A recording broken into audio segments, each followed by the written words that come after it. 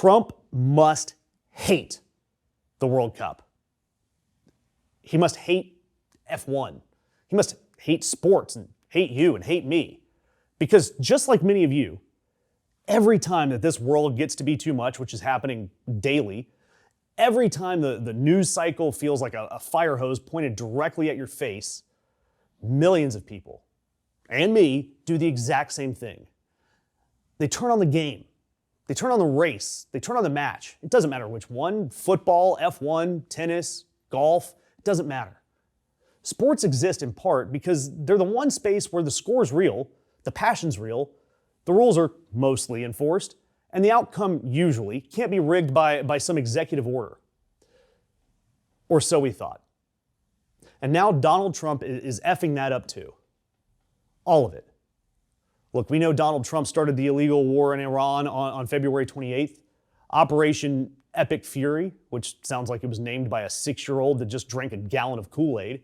And in the 10 days after he started that war has started eating international sports alive, engulfing the entire Middle East. And every canceled match, every stranded athlete, every scrapped Grand Prix is a consequence that the Trump administration doesn't care about and doesn't want to talk about. I want to start with the World Cup, because the 2026 World Cup, it's coming to the United States, Canada, and Mexico, and it starts June 11th, essentially 100 days from now. And Iran was the very first team to qualify for this year's World Cup. Their group stage, the games are going to be in LA and Seattle. And yet, after the first bombs fell in Iran, a reporter asked Trump if he cares whether Iran plays at all. His answer, quote, "I really don't care. I think Iran is a very badly defeated country. They're running on fumes." Of course, Iran's Football Federation president responded that after the attacks, they, quote, "cannot be expected to look forward to the World Cup with hope." And I mean, look, first, Iran's not without serious faults. But still, we have to keep in mind that their country is being bombed flat, presumably for another Trump-branded development campaign. We've got the corrupt FIFA saying that it's monitoring the situation. Weak. Sports political researcher Tim Elcombe, he's telling the Front Office Sports that it's highly unlikely that Iran will even be in the World Cup. And there's a real financial picture developing here. For Iran and every World Cup team, you're guaranteed at least $10.5 million from FIFA just for participating. If Iran withdraws, they forfeit that money. Then they'll face fines from FIFA on top of that. And they're going to risk losing their spot if they make it in the 2030 tournament. That could put their entire football program in jeopardy. I mean, come on. They are being asked to travel to the country that just bombed their country and then play soccer in front of crowds of people that are presumably going to be filled with the people who are cheering on those bombs. And the host nation's president can't even pretend to care whether or not they show up. In fact, he's likely going to make it even harder for them to show up with all of his travel bans. And of course, there are complications for fans and even players from Senegal, the Ivory Coast, and Haiti. All of these World Cup qualifiers whose nationals are affected by Trump's travel bans. The tournament has 48 teams. It's the largest ever. The U.S. is one of 3 host countries. And our president, the Trump regime's answer to will this be welcoming to the world, which is what the World Cup should be, is effectively, will only be welcoming, depends on who you are and whether we bombed your country or not. And looking at another sport that's affected, my favorite obsession is back, and it couldn't be better. We got new cars, new races, and it could be done right after it starts. Formula One, the 2026 season is opening in Melbourne, Australia, and just 4 or 5 races from now, we've got the Bahrain Grand Prix, that's April 10th, and the Saudi Arabian Grand Prix, April 17th. And both of these countries, Bahrain and Saudi Arabia, have been hit by Iranian retaliatory missile strikes. And sources inside the paddock in Melbourne are telling Sky Sports and the outlet The Race that it's not a question of if these races gets canceled, it's when. They expect a decision to be made by March 20th. And the F1 CEO, he was asked point blank on Friday about what's going on. And he said, quote, "Our approach is safety for all of the relevant stakeholders. We don't want to do any statement today because things are evolving." That is the most expensive non-answer in motorsport history. This calendar, the F1 calendar, has 24 races on it. If Bahrain and Saudi Arabia are suddenly canceled, they're not going to be replaced. The season's going to drop to 22 races.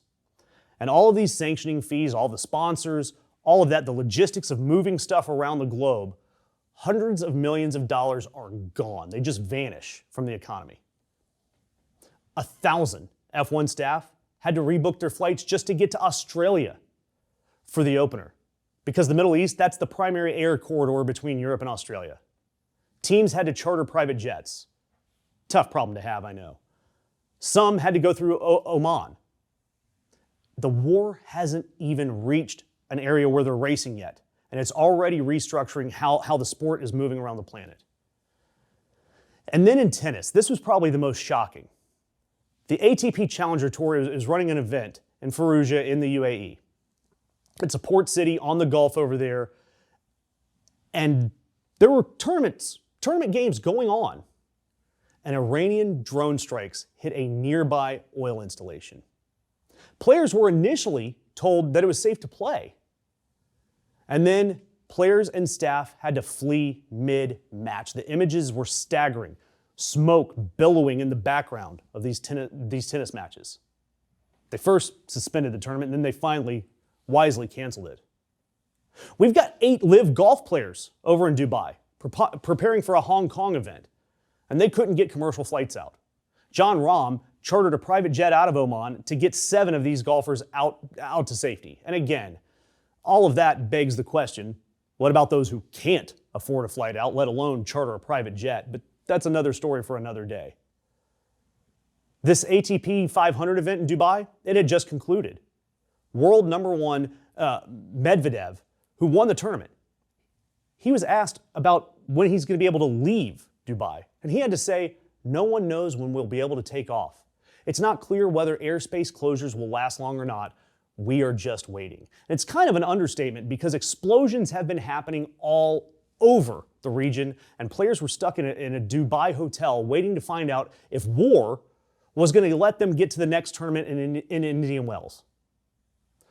Look, the Middle East over the past decade has become one of the most financially significant regions in international sports. A lot of it's because of sports washing. It's become commonplace for these rich nations that want to move attention away from their human rights records.